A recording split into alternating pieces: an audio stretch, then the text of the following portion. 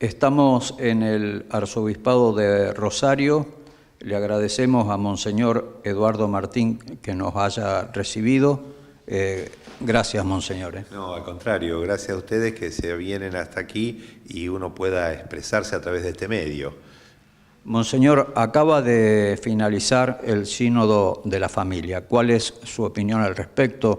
¿Qué dice sobre el trabajo de los padres sinodales? Bueno, más allá de las cuestiones mediáticas que han podido, digamos, verse en este tiempo, por lo que yo he leído y escuchado de padres sinodales, es que ha habido un gran clima de diálogo, un clima de libertad para discutir las ideas y exponer los puntos de vista, pero creo que el punto más importante es que la Iglesia hoy vuelve a mirar a la familia como la pequeña iglesia o iglesia doméstica, como un sujeto donde está presente Cristo, ¿no?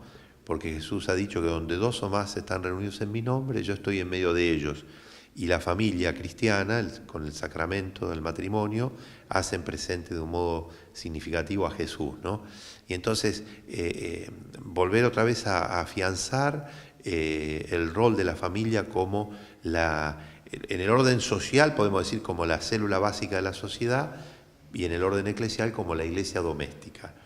Y creo que el otro punto importante es que el sínodo de la iglesia quiere acompañar a la familia, quiere estar cerca de la familia y especialmente ayudar a la familia que está en dificultad, que pueda la familia experimentar a su vez que es ella misma una pequeña iglesia, la compañía de la iglesia grande, podemos decir así, ¿no?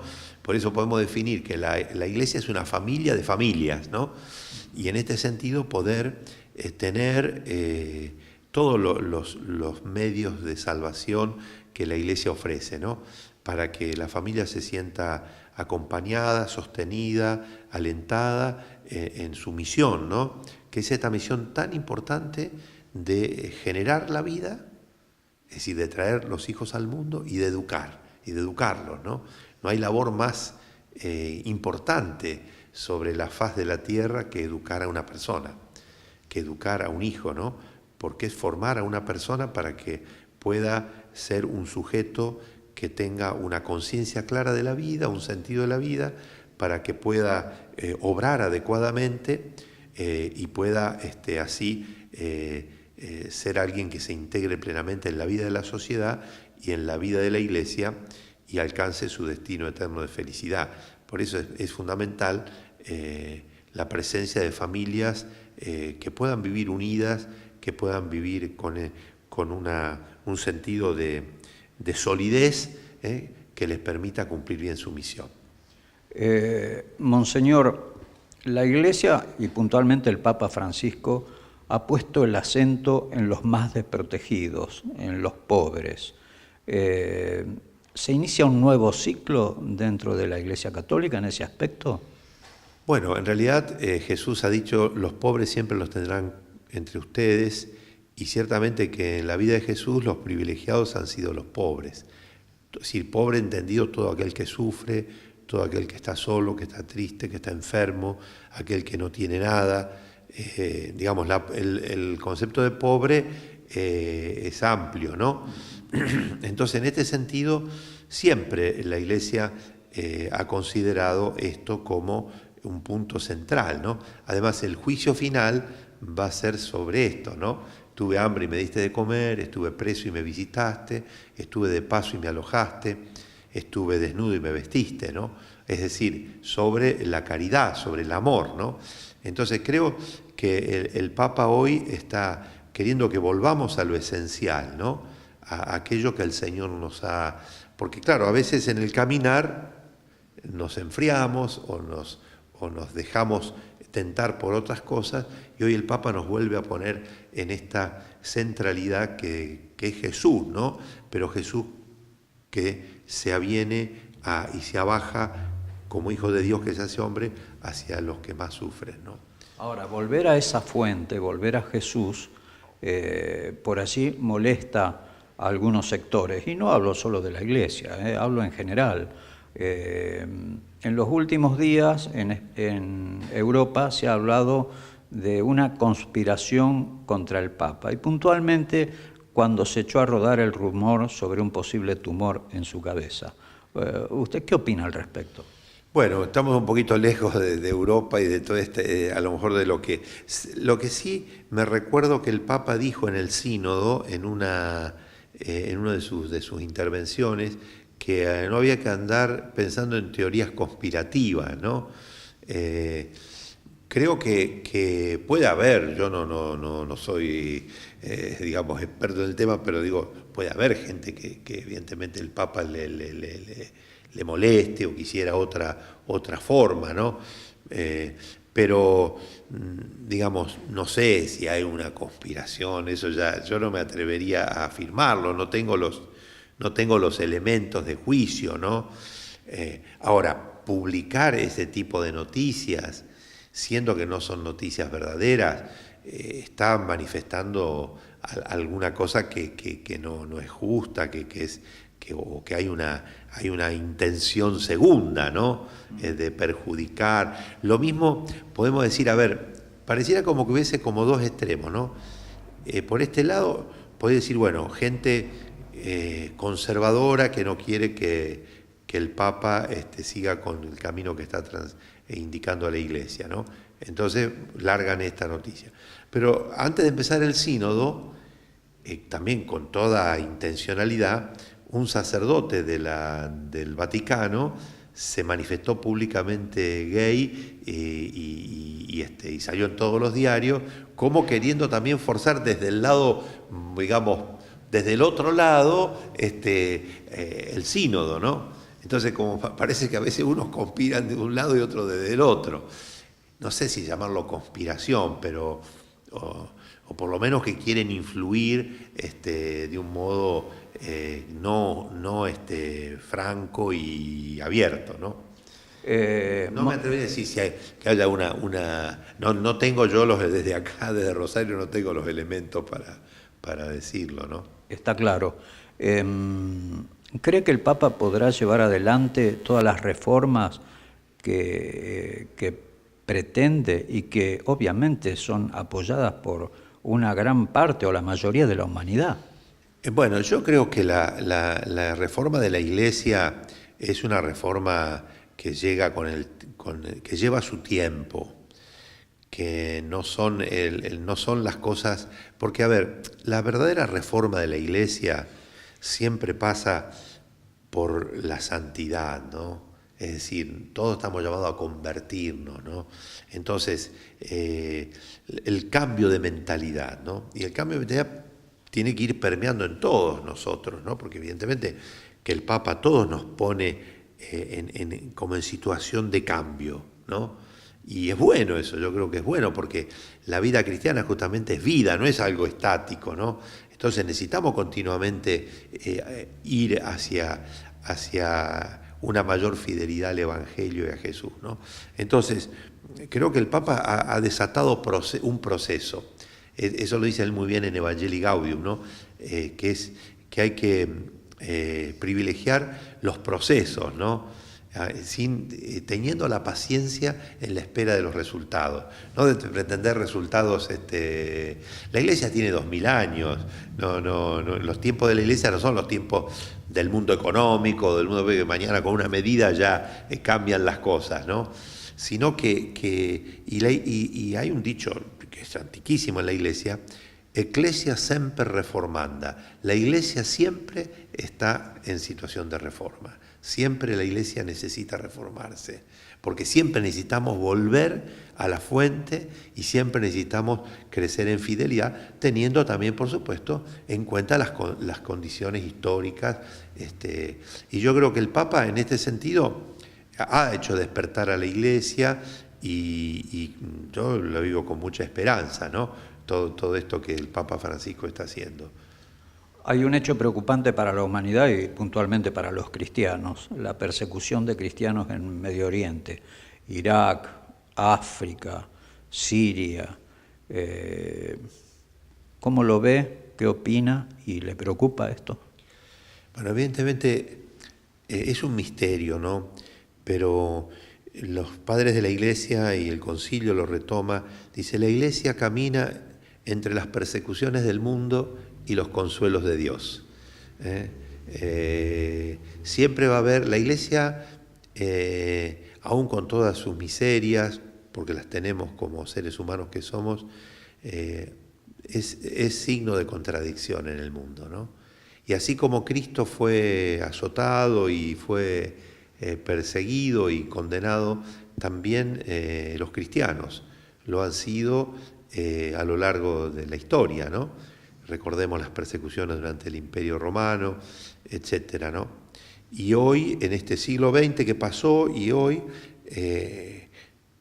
pareciera como que la humanidad tendría que haber avanzado, sin embargo, hoy también la Iglesia, en la persona de muchos cristianos, es perseguida, ¿no? Y es martirizada, y tenemos el testimonio de muchos cristianos que han derramado su sangre en este siglo XX y siglo XXI, ¿no? Especialmente ahora, bueno, la pregunta suya se refiere ahora. El Papa ha dicho que como nunca la Iglesia ha sido, los cristianos han sido perseguidos perseguidos por su fe, ¿no? Los perseguirán por causa de mi nombre, dijo Jesús. Así es, sí, sí. Pero nosotros no buscamos el martirio como, evidentemente, los cristianos no es que vayamos a querer ir a decir temerariamente a perder la vida, ¿no? Sino el hecho del martirio es como una consecuencia de la fidelidad al Evangelio, ¿no? Y hoy en estas persecuciones muchos han perdido su vida y han conservado la fe, ya tienen la palma del martirio y la gloria del cielo. Y muchas familias que si bien no han muerto o no los han matado, pero han tenido que huir de sus países, han tenido que perder su casa, hoy están en campos de refugiados por su fe. Es interesantísimo un video de una niña que está en un campo de refugiados, una niña de Siria, cómo perdona a sus perseguidores, ¿no? Es impresionante el testimonio de una niña de 10 años que ha sido publicado en YouTube, ¿no? En todos estos videos, con un periodista que le pregunta justamente, ella no le desea ningún mal a los que los persiguen, reza por ellos. Y este es el cristianismo, ¿no? Esta es la revolución que trae el cristianismo.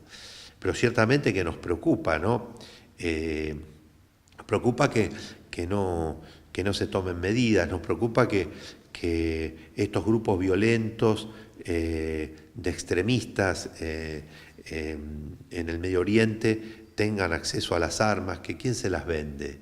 ¿No serán los mismos de Occidente que le venden las armas? Entonces, evidentemente que se necesita una acción, digamos, de defensa también de las personas que son hoy expulsadas de su país, que tienen que padecen esta situación de violencia, ¿no? Una última. Me preocupa mucho y sobre todo porque también desde el punto de vista de los cristianos, hoy les es muy difícil a los cristianos en Medio Oriente permanecer allí. Y para nosotros es un signo muy importante, ¿no? Que en los lugares santos donde ha surgido el cristianismo pueda haber cristianos, ¿no? Y no tengan que huir y escapar por las situaciones de violencia, de guerra, etcétera, ¿no? Usted habla de signos, me da pie para una pregunta, discúlpeme, yo sé que usted tiene una agenda apretada, pero ¿estos no son los signos de los tiempos? Bueno, ciertamente, ¿no? Uno de los signos de los tiempos es este clima de violencia que se vive. El Papa ha hablado de una tercera guerra mundial por franjas o por etapas, ¿no? Donde ciertamente intereses poderosos se juegan detrás de toda esta violencia, pero quienes pagan el pato son muchas veces, y especialmente los que también hay musulmanes moderados que padecen también su sufrimiento, ¿no? Hoy vemos toda esta crisis inmigratoria en Europa que están viniendo desde los países del Medio Oriente, ¿no? Entonces, uno de los signos de los tiempos es esto, que los cristianos siguen siendo hoy mártires en estos lugares, ¿no? Una última pregunta, Monseñor, y se refiere a la situación en nuestra patria y concretamente al ámbito político. Han habido elecciones, vamos a tener segunda vuelta, los candidatos proponen muchas cosas, pero la realidad en la vida cotidiana y en la calle es otra, hay mucha pobreza, hay dificultades de todo tipo. ¿Qué aspira la Iglesia del próximo gobierno? Bueno, yo creo que me parece, no sé, no quiero hablar en nombre de toda la Iglesia, pero lo que me parece a mí es que, digamos, de un próximo gobierno, yo diría dos aspectos pediría, ¿no? Por un lado, que se aboque a una digamos, mayor superación de la pobreza, ¿no? Generando condiciones de trabajo y de educación más favorables y que puedan promover a los últimos, ¿no? Privilegiando entonces a los más pobres, pero cuando digo privilegiando no para la dádiva o el clientelismo, sino de verdad para promover la dignidad de las personas, ¿no? Un trabajo social, por lo tanto, económico y social y laboral, digamos, para generar mejores condiciones de vida.